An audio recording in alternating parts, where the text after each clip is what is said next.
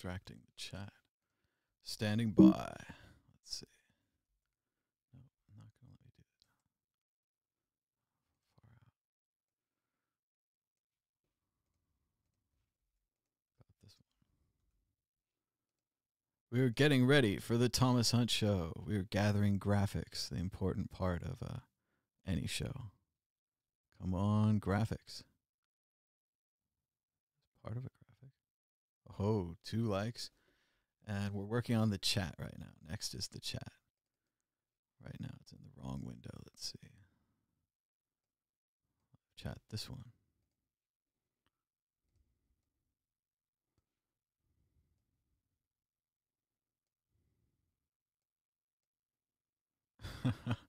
All right, welcome to the chat. Moonshine Fueled, Za, and Dylan. The world is going to end. That's a rough start for today. Let's see. Here we go. Let's see what's going on. As many of you know, according to Twitter, today is Jack Kerouac's birthday. So we're starting out with this reading from On the Road. They had just arrived to Mexico at this point. In the center, an arch led into a small cubicle stacks that looked like the places where you put on your bathing suit at municipal beaches. These shacks were in the sun in the court. Behind the bar was the proprietor, a young fellow who instantly ran out when we told him we wanted to hear mambo music and came back with a stack of records, mostly by Perez Prado, and put them on over the loudspeaker. In an instant, the city of Gregoria could hear the good times going on at the Sala de Baile. In the hall itself, the din of the music, for this is the real way to play a jukebox, and what it was originally for, was so tremendous that it shattered Dean and Stan and me for a moment in the realization that we had never dared to play music as loud as we wanted. And this was how loud we wanted. It blew and shuddered directly at us. In a few minutes, half the portion of the town was at the windows, watching the Americanos dance with the gals. They all stood, side by side with the cops on the dirt sidewalk, leaning in with indifference and casualness. More mambo jumbo, Chattanooga de mambo, mambo numero ocho, and all these tremendous numbers resounded and flared in the golden, mysterious afternoon like the sounds you expect to hear on the last day of the world and the second coming. The trumpets seemed so loud I thought they could hear them clear out in the desert, where trumpets had originated anyway. The drums were mad. The mambo beat is the conga beat from Congo, the river of Africa and the world. It's really the world beat. Ta ta poom poom, ta ta poom poom. The piano montuos showered down on us from the speaker. The cries of the leader were like great gasps in the air.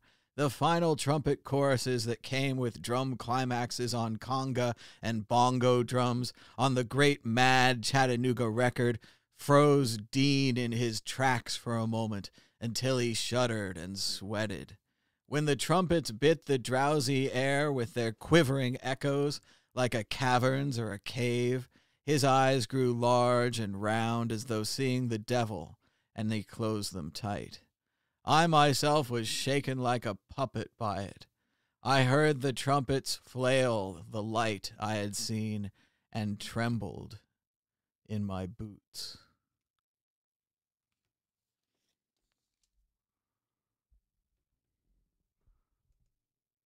Oh, hello there. I didn't see you guys come in. Welcome to the Thomas Hunt Show. Things are down, no doubt. But you didn't think I wouldn't come in, did you? You didn't think I'd stay away. Not now, not 23% down. Let's see what's going on. The price of Bitcoin, let's switch to a more 12-hourly view. Oh, it looks like a waterfall. It's a big waterfall. Okay, so it's a really big waterfall. The price of Bitcoin is down 23% in the last 24 hours, with a last of 6,049, a high of 7,995, and a low of 5,795. That's $1 for 16,528 Satoshis.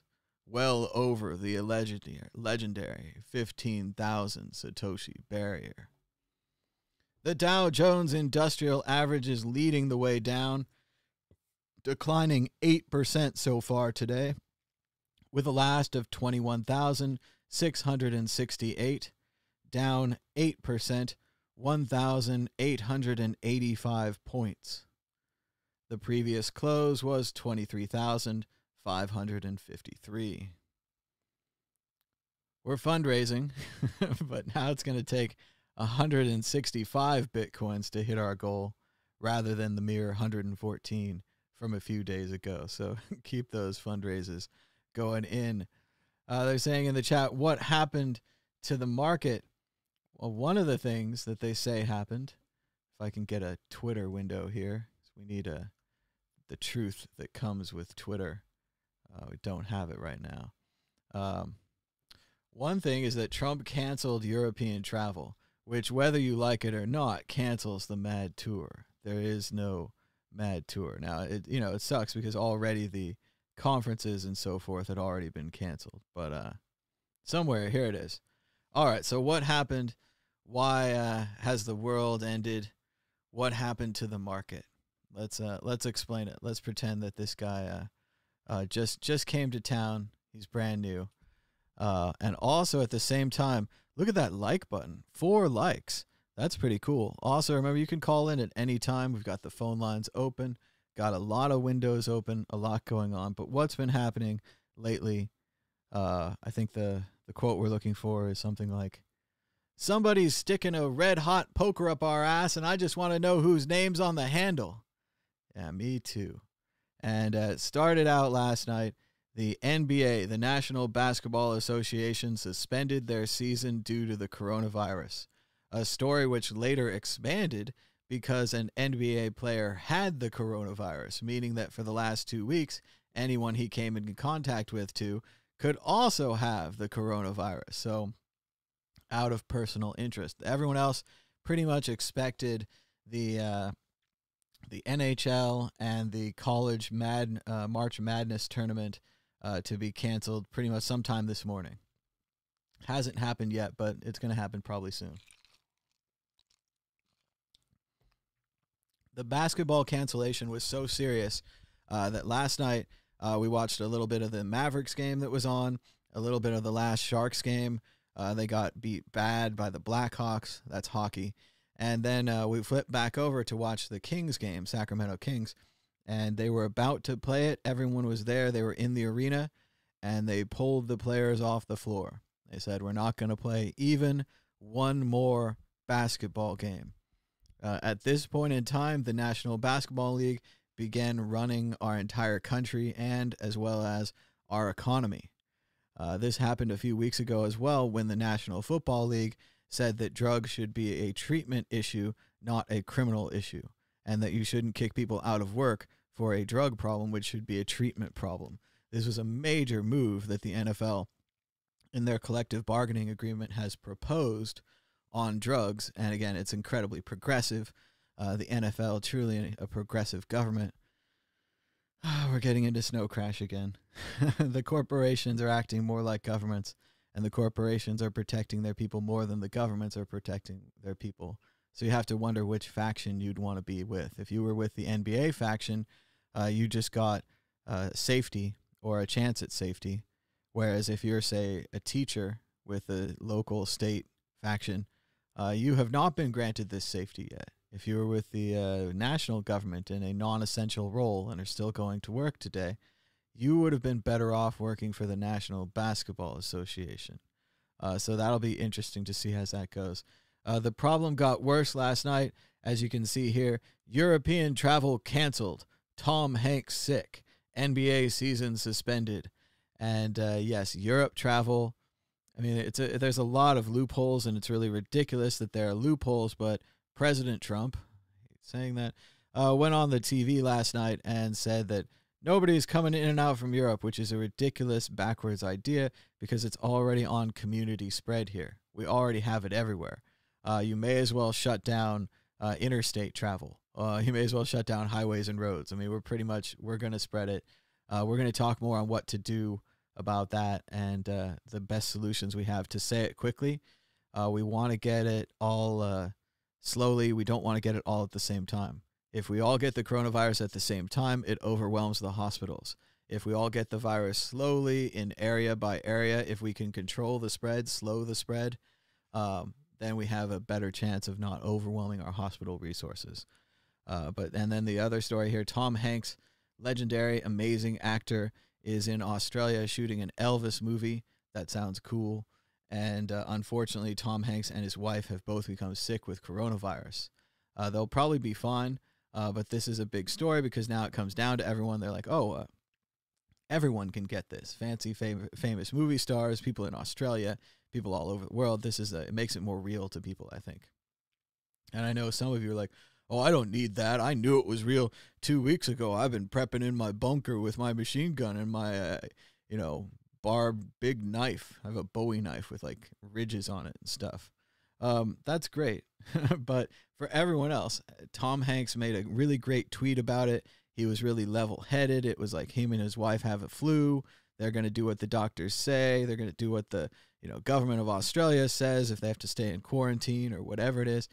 He just seemed really rational and normal and sane about it. And something about the way he kind of wrote it in the Tom Hanks style as well. Just a great Twitter message. I'm sure I have it here. We'll see if that comes up. But now we have a series of tweets from David Wallace Wells. Let's see. This thing's going to talk to me.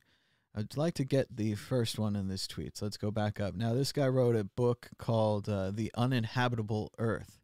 Very cool. Unfortunately, bad idea, but very cool book. Very interesting and good writer. So let's see if we can make it bigger so I can read it over here. And he wrote a whole bunch of tweets here, and we're going to read them slowly so everyone can understand what's going on and where that red hot poker is coming from. So everyone gives us a thumbs up and a share. Actually, I should do some more sharing myself. I haven't written a nice tweet about this, so I'll keep you guys here, and I'll tell you about the tweet. So I'm copy and pasting the link. Very exciting. Looking for a good GIF. I'm going to go with searching for the word drama. Oh, the drama seems like a little too much. Doing some scrolling. All right, this goofy guy with a coffee cup, he will do today. And I'm going to need the title of the show. Going to go and copy and paste that. It's exciting. Hashtag Bitcoin, especially now that we got that cool little thing after it. Going live. Why not join us? And I don't know what to say there. I don't know how to spell commiserate. Commiserate. Chat. Join us. Chat. Or call in. All right, so I got the Tweety thing. That's good. So, boom, Mad Bitcoin's tweeted about it. That's useful. And then let's see if we can get that big World Crypto Network account. That might take some attention there. World Crypto Network tweeted about it. Boom. And then you guys should tweet about it. And then everyone will be here. Shout out to the 44 people watching. Thanks for joining us on YouTube. Shout out to everyone on Facebook Live and Periscope as well. We're broadcasting on all three thanks to Restream, which we pay for. So there you go. Not that great a thank you. But we've got 9 likes, 44 viewers, and we're getting ready to read you guys David Wallace Wells, author of The Uninhabitable Earth, his series of tweets explaining to us what's going on right now. It's also Jack Kerouac's birthday, and I have a great copy of the original scroll right here. If I wasn't such a nice host, I would just be reading it because it doesn't even have any breaks. There's no paragraph breaks. He just wrote it on a typewriter like a big scroll. I'll show you more of that later. But here we go. David Wallace Wells. What we are seeing right now is the collapse of civil authority and public trust at what is only the beginning of what will be a protracted crisis. Trump is the last man in the world you would want in charge right now, But the problems go much deeper than him. The CDC has bungled the response from the beginning and continues to this day to insist on only giving coronavirus tests to those who are dramatically ill, though the main cause in testing is to register those with light cases so that they can be quarantined. Any efforts we see to produce social distance and cancel large group events have come from private organizations and individuals, private schools, South by Southwest, the NBA. There is no meaningful centralized leadership of any kind and no reliable source of information or guidance for how to behave as individuals. This is a big, big problem. Instead, there's only a vacuum of authority and the vague advice that we should wash our hands, suspend non-essential travel, etc. This is not how a functioning society responds to a crisis. In small pockets here or there have been some demonstrations of leadership, political and scientific, but almost everywhere you look, public anxiety has been met with total silence, which is to say, the message, you are on your own. What kind of society behaves this way with a complete lack of institutional guidance and coordinated purpose, subjecting the vulnerable and scared to the terrors of pandemic disease? America. In the richest country the world has ever known, everything is broken and everyone is on their own.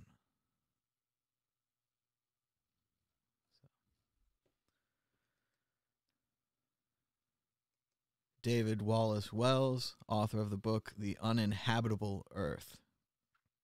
Worth checking out, right?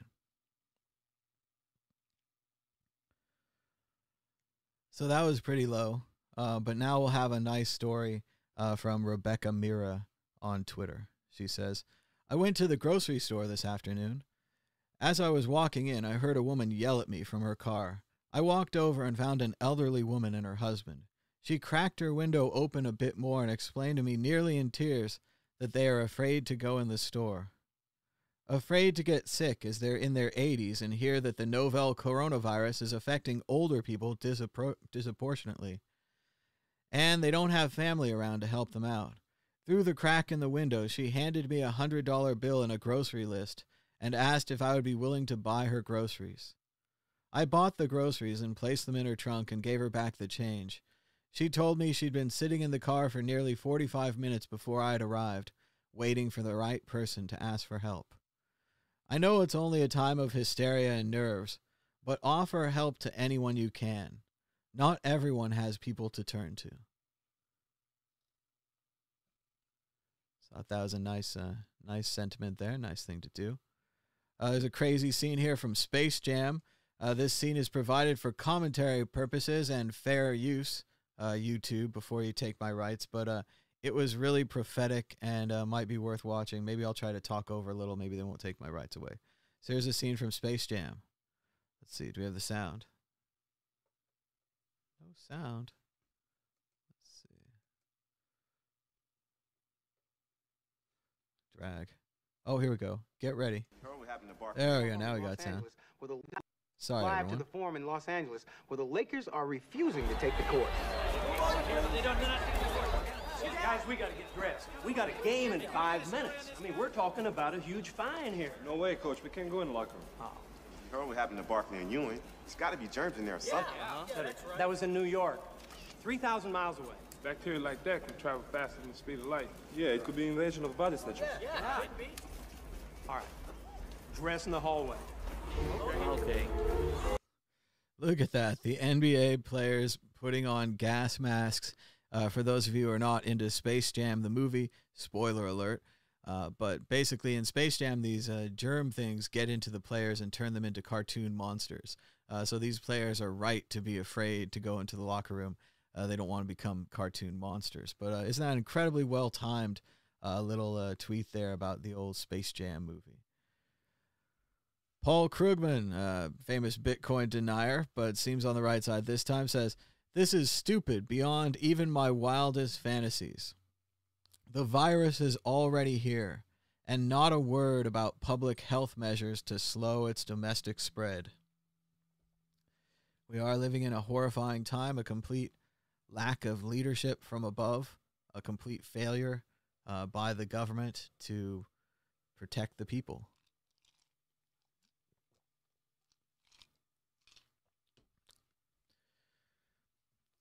Let's see.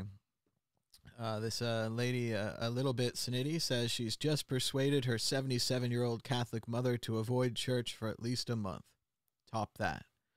So people are starting to take it seriously that we shouldn't be going to gatherings. We shouldn't be hanging out with other people. As horrible as that is, that's how the virus spreads. So why do we want to do this? Why do we want to not spread the virus?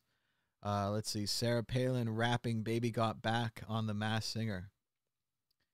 Yeah, that seems pretty bad. That's pretty bad. There's something that happened. How about just a little bit of that?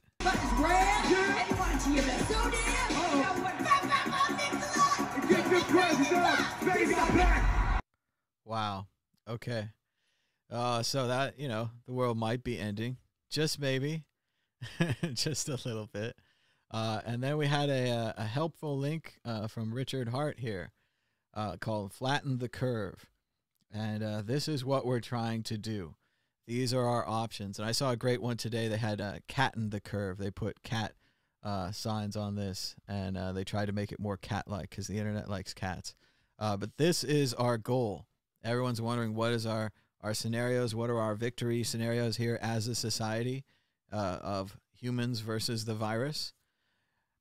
Okay, if we fail and the virus spreads really bad, let's say we keep going to St. Patrick's Day parades, we keep hanging out in public, we keep like kissing each other indiscriminately, randomly, everywhere. All these things, we're like licking each other's hands, all the things that we do normally. If we keep doing this, everyone gets the virus quickly. The problem with this is you see the dotted line here. That's how many hospital beds we have. That's how many doctors we have, nurses we have, etc. Right? We go over this line. No more hospital beds, no more nurses. Like, it's a big mess, and it gets way, way worse, right?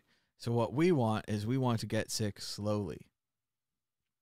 We want to get sick in part of the country, send more resources there, and keep the main virus in that part of the country. Right now, if we said that, Seattle or Sacramento, two of these places that have had the virus, if they were the one and they were having the outbreak and we could contain it there, that would be good. That would allow us to not overtax our system. But what might happen is if Sacramento, Seattle, Oregon, all these places go off at the same time, then we don't have any hospital beds.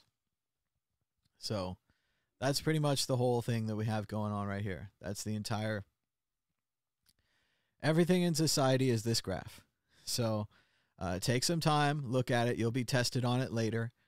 Without protective measures, which is you staying home, you not going to the baseball game, your kid doesn't get to go to piano recital, soccer practice is canceled, whatever it's going to be, all these things, we contribute towards not causing this bump. We contribute towards this long, slow bump, right? That's it. That's what we're going to do. So flattenthecurve.com.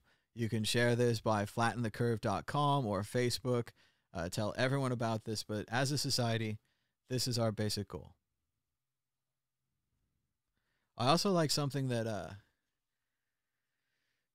forget, so much news these last couple of days. I'm going to forget who said it. But somebody incredibly sensible was talking about how we needed to take economics out of this. And we needed to say that this is not...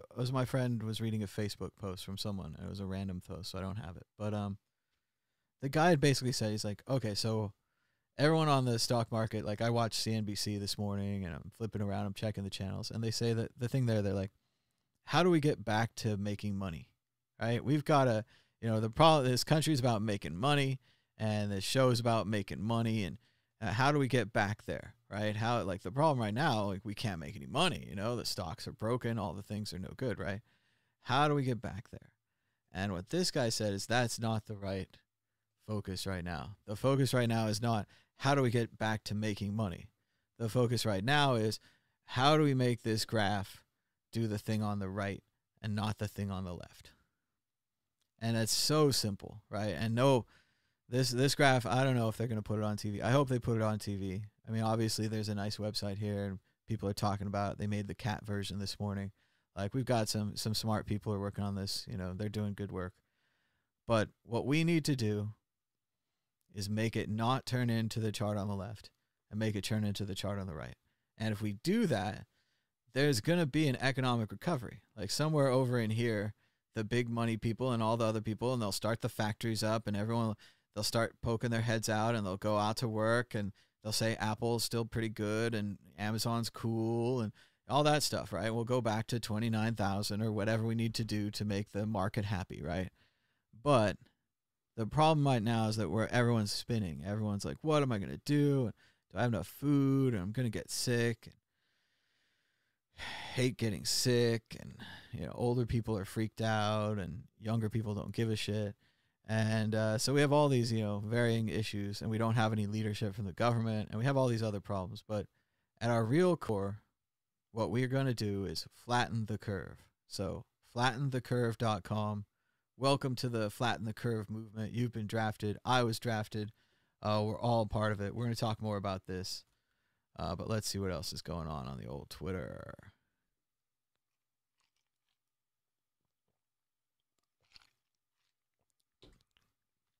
More bad news for people looking to see the government reacting to this. Well, Sanjay Gupta just had Don Lennon read the CDC's coronavirus testing stats off of his phone. 0 tests conducted today by the CDC, a grand total of 8 tests conducted by other public health agencies across the country. 8. And as the previous tweets we were talking about said, you have to test a lot of people so that you can find those edge cases where people are just starting to get sick, quarantine them, and make it so they get less people sick, right? People who get more people sick cause the red bubble there. People who get less people sick cause the blue slopey thing, whatever it is. We need a better word for that, like a snowman or something. Anyway, we're not doing that. We don't, apparently, we still don't have enough tests because we're clearly rationing them. If we had enough tests, we'd be using the tests. There's lots of people to test. Or they're bad numbers. It's always a possibility. Checking out an update on Zhen Yu Wang, who was the first guy. He went to the Ethereum conference, and he got sick and may have spread it to the Ethereum people, even maybe all the way up to Vitalik himself. He's got an update from looks like a hospital room with a quarantine-type door handle. And he says, thanks for all the wishes. I've settled in quite nicely into an isolated ward. My symptoms turned up the night before last, and in general they are fever, breathlessness, cough, and a running nose, although you don't have to have all of them to have it. Looks like he's got lots of food. He's got his laptop, so hopefully he'll be okay. But again, this is the best case scenario. He has a hospital bed. People are giving him food. There's enough people to care for him, and he's probably going to be fine. But again, it's all about when you get it and if the system is overrun or not.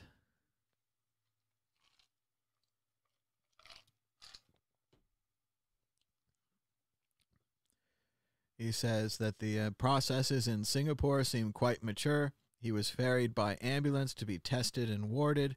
At the testing center, care is taken to prevent cross-contamination, and they had to swab you.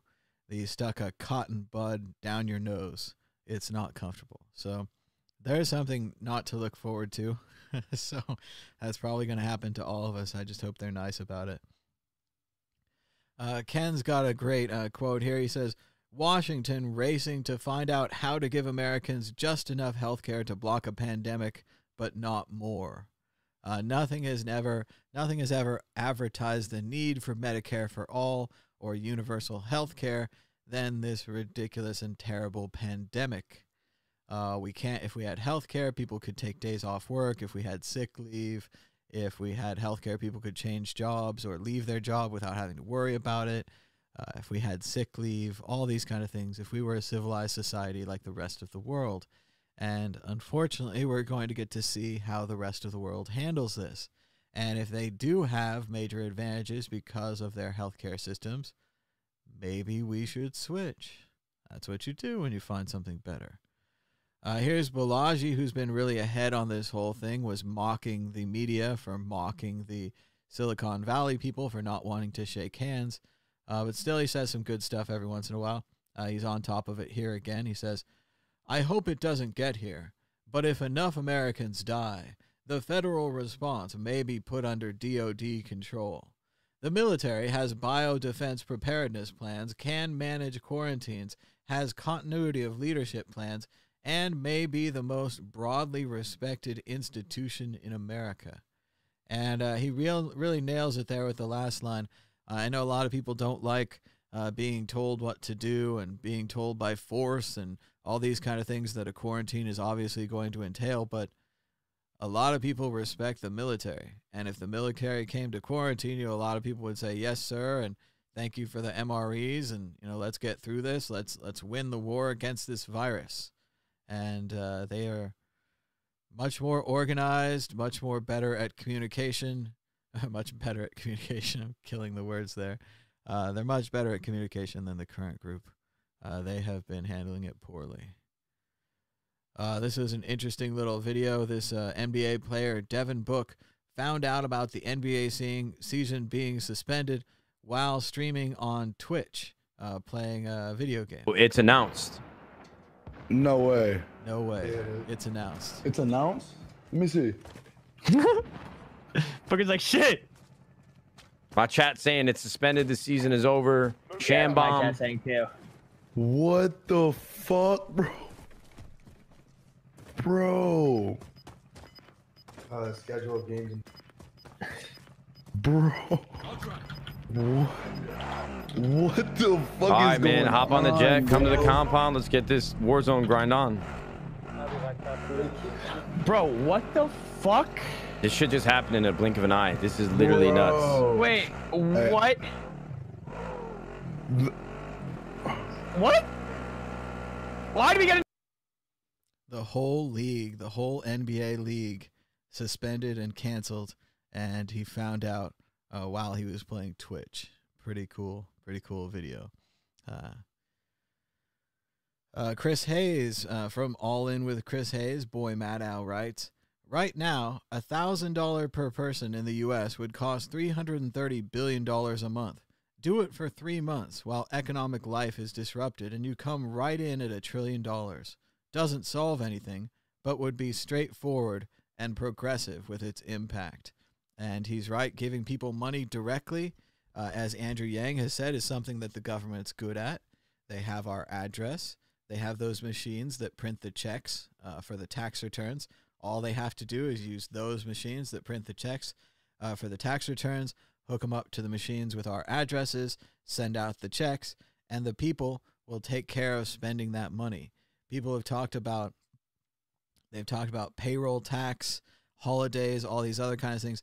Nothing is as direct as giving the people money. The problem with payroll tax, things like giving corporate taxes back, is they're not necessarily going to spend the money.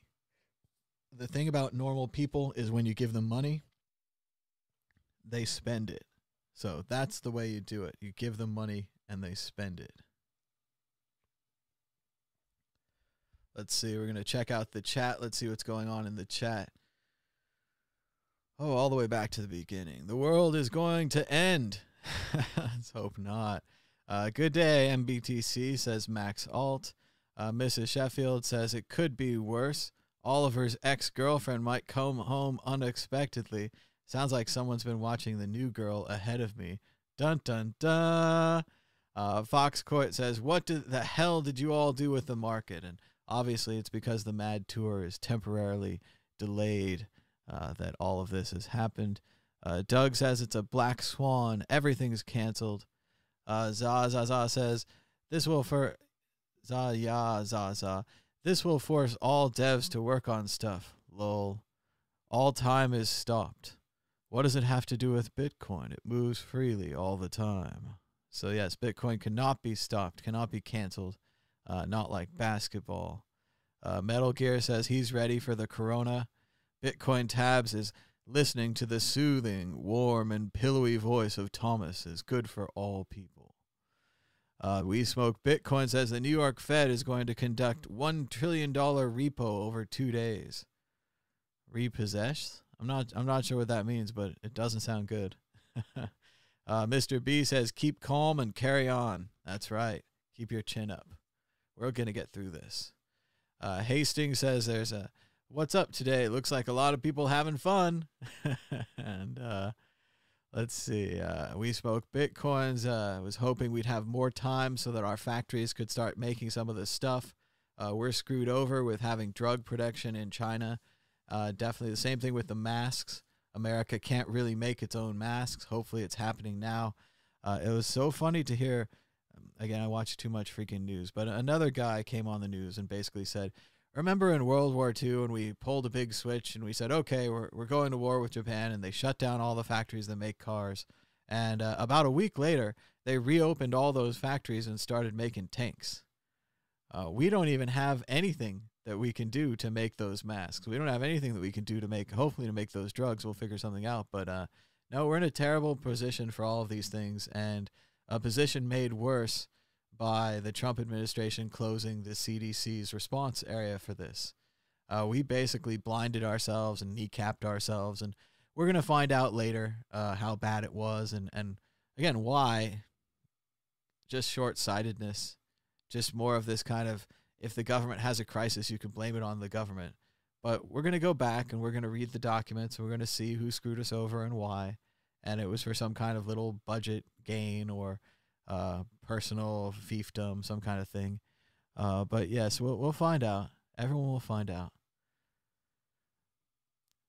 Bitcoin and the boys wants a notification button on my Twitter feed. Yeah, got to get it.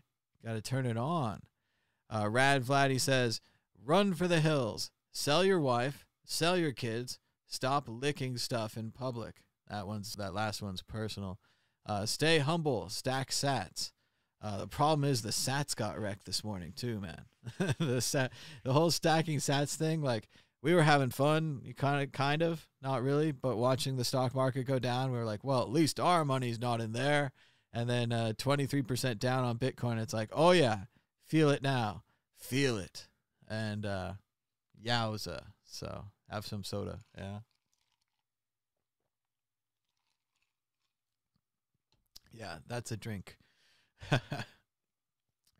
The Mad Egyptian says, who has wives for sale? I'm in the market for a few. Dun, dun, dun. One Man Army says, you never plan anything until it's too late. That's definitely what people do. At his house, they have food for 3 months, and it's just the 4 of them. So definitely the way to go. I've been trying to slowly stock up lately, but it seems like no amount of stocking up can ever really get you prepped and prepared for what you really want. You got to go buy flats of stuff. I don't know. But got to do what you got to do. You got to be prepared as you can be prepared. Zaza bought some more today. He's ready to get more if we go lower. Supporting the Bitcoin, keeping it going. Hastings says, if most of the deaths are the elderly, I suspect the powers at hand would mostly do nothing extreme like martial law. On the other hand, the extreme wealthy are also very old. What do you all think? I mean, I don't think we'll see martial law, but the quarantines are going to be straight up hardcore quarantines. We're seeing it in Italy. They quarantine the entire country. They're, like, everyone stay home. And you got to go population by population. It's a stereotype. It's a generic thing to say, but maybe the Germans would go along with that. Maybe the Americans would rebel. Maybe the Italians would be fine with that. I don't know what the Spanish would do. All that kind of thing. So you have to go, group by group, and you have to kind of see how that test group results to the quarantine.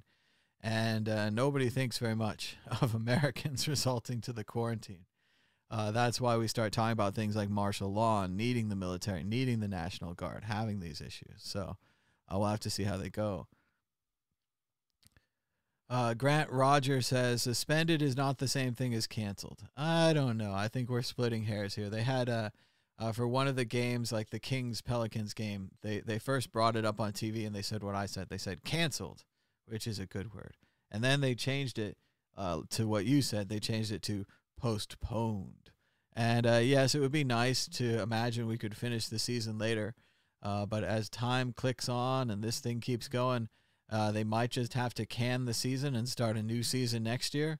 Or who knows, start playing basketball in secret with masks. No one knows who the players are.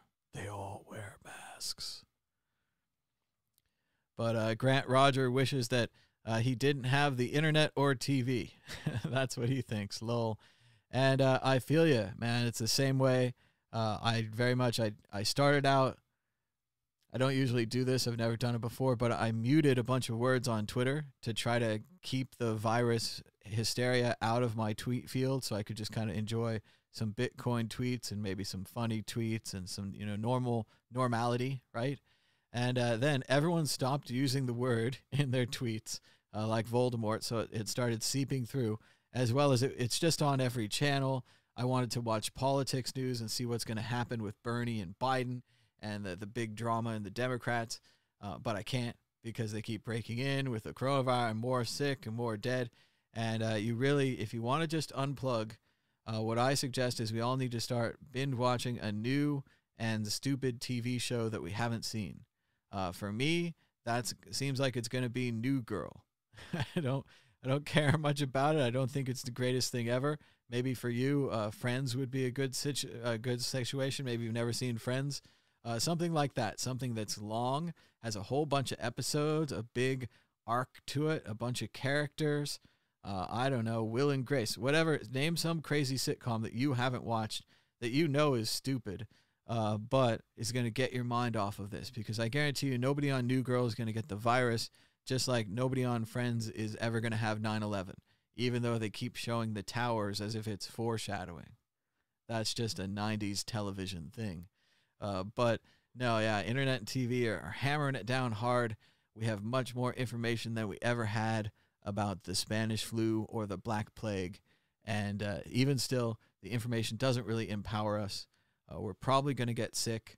Our goal is to not spread it, to flatten the curve, and to not make that big red bump, and instead to make that big blue snowman.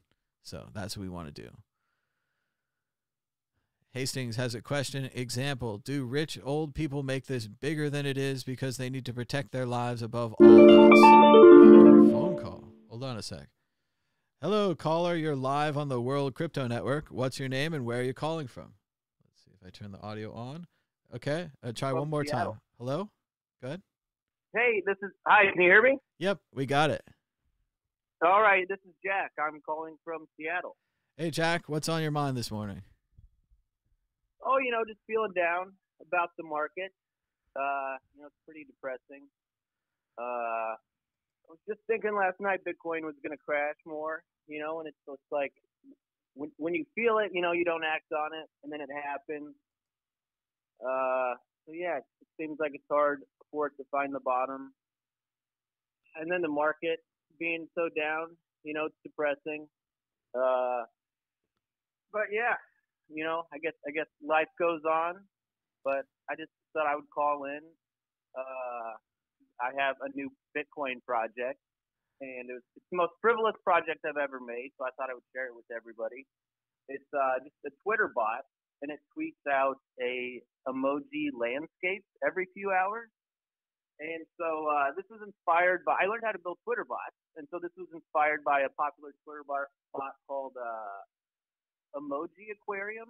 It tweets out an emoji aquarium every few hours. So I built a Twitter bot that tweets out a Bitcoin landscape every 3 hours, along with the Bitcoin price and the current block height. All right, I'll bite. What's the Twitter account called? All right, it's Bitcoin Land 21. All right, let's see. Bitcoin. Yeah, so I thought this was just kind of fun. Bitcoin Land 21. That account doesn't exist. Yeah, so it's kind of fun to build. It's definitely pretty pointless and dumb. It doesn't. The emojis it tweets out aren't like correlated to the price or anything. But it just tweets. Bitcoin Land, not plural. It's Bitcoin Land without. There we go. All right, now we're in business. Let's see what's going on. So is it just random, or do they mean anything? Oh yeah, just random. So it's like, well, not totally random, right? So yeah, so here it is. So it's like six. Each emoji is like 6 lines, and so the bottom line is the water, the next line is the coast, and then the land, the forest, the horizon, the sky, and then space. And I try to make most of the emojis be kind of Bitcoin related. But yeah, it's really dumb. There's no point to it, but I feel like it's good for a time like right now where, everybody's so worried about the market and dying. And so it's just a frivolous project. I just think it's kind of fun. Well, I think it's great, man, that you're programming in this and that you're learning something and that you learned how to make Twitter bots. I mean, I think we all need to start taking up hobbies. A lot of people are going to be quarantined. A lot of people who maybe aren't used to staying home are going to have to stay home now. So I think taking up some programming, learning some bots, doing anything, just having a hobby is a good start, right? Yeah. Yeah, I agree with that. For me, it's definitely been like, I feel like now I have to get back to work. When Bitcoin's going up so much, it was just like I was just kind of enjoying the time off, going skiing and stuff. And now with the market crashing and Bitcoin going down, I feel like, yeah, I got to making an app, got to get back to work on it. It's like if Bitcoin went to 100,000, it was like, I don't know, didn't have much motivation to work on it. But I feel like now with, they say a down market makes good entrepreneurs. So, I feel that same way that it's like, you got to get back to the grind now that they're just not giving away money. I read that Isaac Newton invented calculus while he was on a quarantine. I don't know if that's true. But I think that's pretty inspirational. That would be but another. It's definitely hard to stay inside in Seattle. It's like people are still going out. And it's hard to say no to people to do things, I guess like they say, in the Girl with the Dragon Tattoo, like the fear of offending people is greater than your fear of dying. It's just like I went to a party on Thursday and a party on Friday. The bars are full, basically.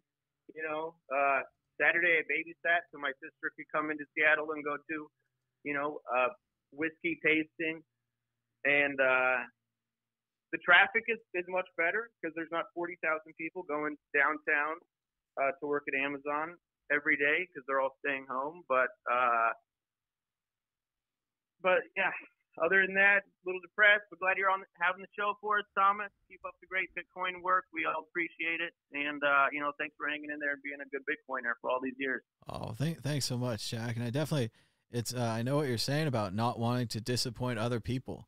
And I remember a while ago, I wanted to not shake hands, not even for, coronavirus reasons, but just because people were crushing my hands. And no, I couldn't do it. I couldn't switch to fist bump then. I think I'd have a hard time switching from handshaking now and everything else. Although I started to see people on TV, they're doing the elbow bump. They look pretty weird to me, but they're doing this elbow bump. People are really dedicated to not spreading this thing. And but it is interesting to hear your stories from Seattle and that people are still going out and that the kind of the nightlife still going, the culture still going. This thing takes us over in waves. I remember being in Costco a few weeks ago and I was just kind of starting to stock up on some stuff and I really don't have enough stuff and I'm not pleased with it. But who knows? I mean, I'm just burning money on food supplies. I don't know if it's going to work out in the future. But and no one else was freaked out. And now it's been 2 weeks or whatever, and all this news happened, and they closed basketball. And I think everyone's freaked out in Costco now. But that there's still bars and there's still life going on out there. It's an information thing. It hits you at different points, and some people just haven't gotten the information yet, or maybe aren't going to. I don't know. Are you washing your hands a lot? Yeah, washing my hands a lot. I'm more concerned about, I guess, older people, obviously, like everybody. But my parents are back in Indiana, so I gave them the call yesterday to try to convince them to self-quarantine. Like, maybe it seems early because, it's not like a lot of people in Indiana have it, or if there's even been a case, I don't know. And if they started to self-quarantine now, do they have to do it for a month? Like how long do you go for? But it just seems like, yeah, the self-quarantining is too hard. Even if you tell yourself, like, you're going to stay inside today, you're not going to go anywhere, like, 2 hours later you realize, like, oh, you need something from the grocery store. Or, like, you have to go pick somebody up. It's like it's so hard to stay inside. And I would consider myself a prepper. Like, before I was actually obsessed with Bitcoin, I was obsessed with bug-out bags. Mm-hmm. This idea of making a backpack that has everything you need to survive in it for 3 days. It gets heavy. It gets really heavy. It does. It gets heavy. It's hard to pick the right item, especially if you're putting food and water in there. Even if it's just for 3 days, the water is heavy. But yeah, it's hard to have everything you need. My sister lives outside of Seattle, so my plan has been, if it got really crazy and they were like, King County is on lockdown, that I would kind of leave the city and go out there. So, I made a list of I've got everything kind of packed up and clean. So I could I could leave if I needed to quick. And I made a list of everything I would need to do in like 20 minutes to be able to leave my house. Yep. So I think that's something people should consider is, where you would want to go. If you want to go to your parents' house or, where you'd be quarantining yourself in this situation, and just being ready to go. It's good to make the list of what you'd have to get done in that time. And I'm always reminded of these kind of alien attack movies, especially like Independence Day. I remember the big scene is he's driving into Washington and everyone else is driving out of Washington. And you don't want to be one of those people stuck on the highway on the last day, leaving before it's the end. But I don't know. It's so scary to move around, because that's exactly like in Cloverfield. They move around in that one. They try to go somewhere, and I don't know if you go somewhere, or I would already want to be planted. Like right now, I got a lot of books around me. I'm feeling good about my book options. I got some movies, and if we lose power, I'm kind of screwed on the movies. But maybe if I figure out how to hook the exercise bike up to the DVD player, get a battery or something, generate some power, figure this out. But what do you think? Would you rather be in a place where you're set, or like your plan where you kind of go to the cabin in the woods and then does the cabin have food? I mean, you gotta have the food. I'm in Capitol Hill. I'm in Capitol Hill in Seattle, so it's just like too close to downtown. I feel like too many people wouldn't be prepared, and so just going out more to the country, I guess. It's not really a cabin, But yeah, I think getting away from the city is good. It's hard to say, but yeah, I think ice is another thing people should have, because if you do lose power, and ice is free if you make it right now. So get your Tupperware out, make some ice. And water. I lost power this week.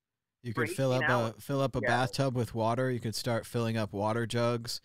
We have good clean water right now. We don't know for sure we'll have that. So yeah. Yeah, that's what the guy in the road does, right? When the nuclear bomb goes off. Yeah, all the apocalypse movies are fun right now, right? Like The Road, Cloverfield. What's it, Cloverfield Lane? Or I didn't watch that one yet. Yeah, I have to check the Cloverfield Lane. It's kind of a quasi. Yeah, that was the fun one. It's separate than the original movie. Like, I don't think you even have to have watched the first one. And it's just about John Goodman going to hide in his bunker. Yeah, that was scary. I think I watched the first 5-10 minutes. I'm not sure I came back to it. But yeah, definitely. All right. Well, anyways, hopefully Bitcoin doesn't keep crashing. I don't want to make predictions, but it does seem like it's not over, and it's hard to catch the falling knife. But well, a lot of people are worried that we've broke through and that Bitcoin's no longer a safe haven. I don't think that's true. I just don't think that we're not bulletproof. We're touchable. So. Yeah, well, I think it was wrong to think that Bitcoin would go up in a down market, because for people in the first world, it's still just a speculative investment, right? Like, everybody with money wouldn't be using it as a safe haven. Like, maybe poor people in the third world could use it as a safe haven, but not like rich people with money. And yeah, it's so hard to predict the market. I, for the past 3 years, thought the market was going to go down. Like, I thought, so since the end of 2018, I'd kind of been out of the market, and I had just decided that I was wrong, that it was going to be like this 20-year bull market, like everybody was saying. I was like really pumped about the market. I was like, the market's going up, Bitcoin is going to go up. You know, we're not going to have recession this year. And yeah, and then, you know, the black swan event. So it's like you can never predict it. But yeah, it's Bitcoin, you know, I mean, it might take 2 years for the whole market to turn around. I hope that's not the case with Bitcoin, but it's hard to see a lot of money flooding into Bitcoin when everybody's losing so much money. I mean, like, I don't even know how much the market lost in market cap today, but it has to be way more than all of Bitcoin is worth, obviously, right? So it's just, yeah, and it's exciting if taxes get pushed back, so that's something. Or like in Italy, they don't have to pay their mortgage. That's crazy, you know? Yeah, we need that. We need that here desperately. Yeah. But yeah, I wish they would give out some maybe, you know, if they did quantitative easing again, instead of doing it for the banks, do it for the small businesses. Just like look how much they had to pay in taxes, or, you know, estimate based on their taxes how much they were supposed to be making for the next 2 months and just write them checks. Just print the money. You know, 60% of our money is outside the world, so we get to tax the rest of the world when we print it. So I think we should just print it and give it to the small businesses. Because otherwise they're going to start closing. In Seattle, they already have started closing. You know, you must have been on the brink of closing if you already had to close from just this bad week and a half. But, you know, popular places are already shutting down. And the cruises aren't coming here anymore. Each cruise ship that stops brings $4.5 million to town. Yeah, so it's, you know, it's a depressing week. And is tomorrow Friday the 13th to end it off with? I mean, that's crazy, right? Oh boy, Friday the 13th, and the stock market's already down 17. I hadn't looked in a little while. 1,744 points right now. Looks like it's dipping past the 7% for today. Yep, Friday the 13th tomorrow. Well, just keep your chin up. Be positive. Appreciate the little things. I just had a Coca-Cola. It's delicious. Maybe have a salad for lunch. There's all kinds of tasty things out there. I suppose the steak guys all want me to say have a steak. But you know, just enjoy yourself, right? Let's smell some roses, right? Yep. All right, we'll stay positive, Thomas. Thanks for doing the shows. Thanks for taking the call. Thanks so much for the call. Give us a call anytime. All right. Great. Bye-bye. And you can call us now at 1-518-600-1949 or on Skype at World Crypto Network, all one word. It might say that I have to add you on Skype. Let me double check. Anybody on Skype need to be added. I'll do that right now. But let's see. Because, yeah, I can't do it later. Then they'll just call. There we go. A couple more people on Skype added. If you want to call in now on Skype or on World Crypto Network. Another thing that I think his name was Jack there. Another thing the guy from Seattle was saying there, the difference between a city and a suburb. I used to live in San Francisco, so I know exactly what he's talking about the city. If I was in Seattle, like he's saying, I definitely agree with him. I think a bug-out plan would be a good plan. I know at the time in San Francisco, my roommate, his plan was to heft, I don't know, seemed about 300 pounds of weapons on his back, walk down the hill to the marina, find a boat. We were going to take over the boat, and then we were going to drive off of that peninsula. So we were going to get out of that city. So it was a pretty good plan. I don't know if he could lift the 300 pounds of weapons or if he even had them. I mean, he maybe had less than that, much less than that. And then the boats, you know, I don't know if we knew how to hotwire a boat or anything, but maybe we could get a rowboat. But yeah, it'd be nice to have a plan to get out of a city. You don't want to be stuck there like Independence Day or any of those things when the worm turns, right? The same thing though, if you're in the country, it's good to have a backup of food. It's nice because you're kind of in a suburb. Like I have a nice size house here. I can walk around. I can go to another room. Famously, I've said before in San Francisco, I didn't have a living room. So I couldn't watch Game of Thrones or a nice movie on a nice TV, you know, a couch and stuff. Most of us, hopefully, have that now, have a living room, have a couch. Game of Thrones. If you haven't watched Game of Thrones, there it is. Great chance to watch Game of Thrones while you're quarantined or self-quarantined. As the guy was saying, we should probably all be self-quarantined now, not just for our own sake, which is a good reason to do it, but also to try to protect other people, right? Going back to flattenthecurve.com. Man, it would have been great if he showed this picture last night. If he picked up a piece of paper and he said, oh, what we're going to do here in America is we're going to flatten the curve. And then he explained to people how we were going to not overstress our healthcare system and how, you know, we're probably mostly going to get sick. We're going to do the best we can, but most people are probably going to get sick. This virus is really good. Like, no one is celebrating this virus. Not that it's a great thing. I'm going to get in Bill Maher territory here. But this is a highly evolved and very advanced virus. Let's respect it. Let's respect it. Let's fight it. Let's kill it. So, and here's the speech that we needed to hear last night. This is a fantastic speech. This might be how we end this show today. I'm going to turn the chat off here so you can see the words of the speech better. This is not my... These are not my words. This is at Jeremy, KONYNDYK. Jeremy Klondike, we'll go with. Jeremy Flatten the Curve, Klondike. Respect. I might put that. I don't usually put the shit in my handle. I mean, I did when it was important, when we were like no 2Xing, when we were UASFing, when it was important. But yeah, Flatten the Curve might be important. I might put that in there. I don't like that. I don't like that shit, but maybe this time. Anyway, here's a speech. Here's the speech that the country needed to hear from the president tonight. My fellow Americans, the next few months are going to be hard. For many of us, harder than anything we've faced in our lifetimes.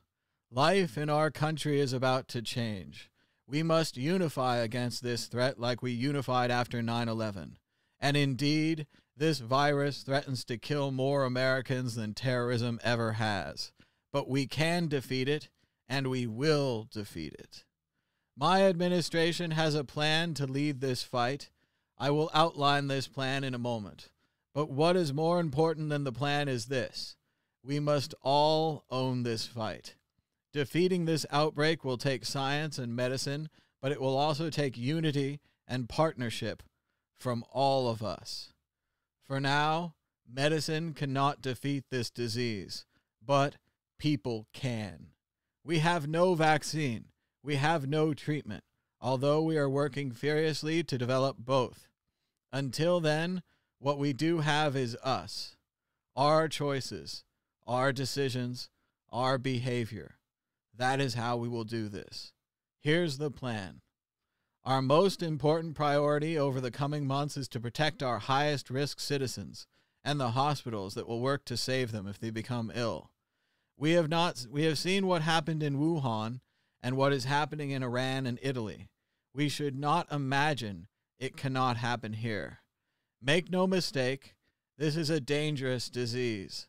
While most who contract it become only mildly ill, it is extremely deadly for the elderly and people with chronic health problems. You may be one of those people, or you may love one of those people. All of us have a stake in this. That is why tonight I am announcing national policy guidance on social distancing. And tomorrow I will be speaking with every governor in the country to secure their commitment to implement this guidance. This must be a whole of society effort.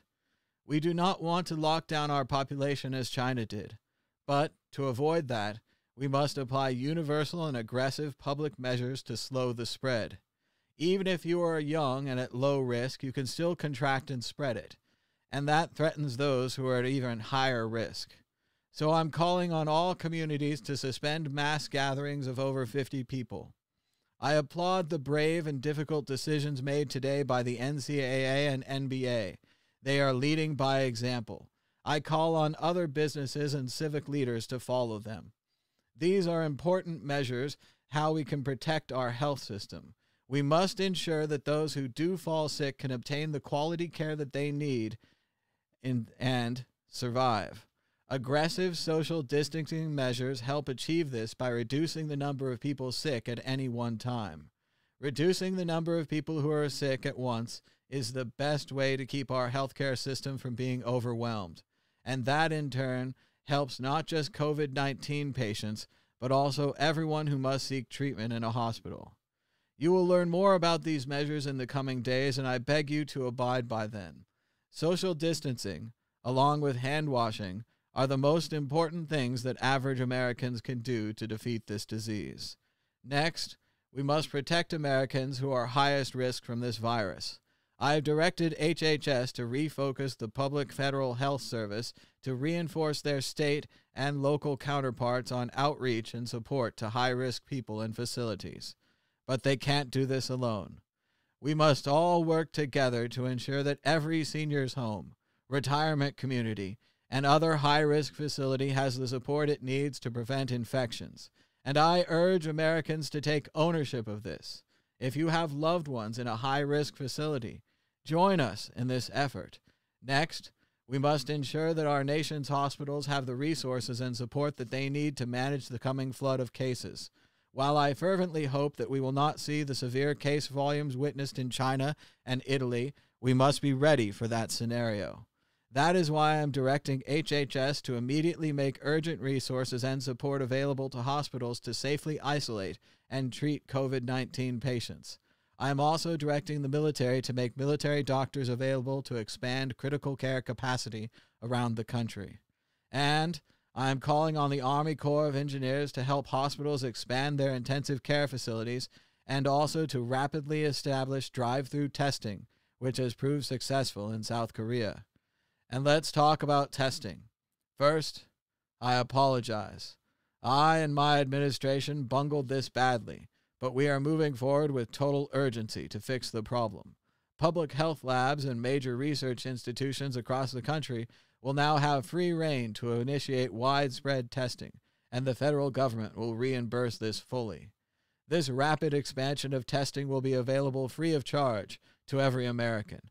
And if you feel ill or expect you have been exposed, I urge you to be tested so that you can self-quarantine if needed. Self-quarantine is a powerful tool against this virus. Finally, we must protect our economy and also protect those who may be hurt by mass social distancing measures. Gig workers, hourly wage earners, small businesses, event planners, all will face economic hardship over the next several months. I am announcing tonight the creation of a social distancing empowerment fund, which will provide modest bailouts to self-employed workers and small business owners who will lose significant income due to our new distancing guidelines. These measures, mass social distancing, protecting our highest risk citizens, and protecting our hospital system, are the critical trifecta that will restrain fatalities in our country while helping to bring disease transmission under control. But none of this works without you. You, every citizen, must own this fight. I know many of you do not trust me and do not often wish me to succeed, but in this, I will do my best to deserve your trust, and once this is over, we can go back to fighting over judges and policy. This will be a long, hard fight, but we must prevail, and we will prevail. I commit to you and everyone in the federal government will do our part, and we call on yours to do yours. Good night, and good luck.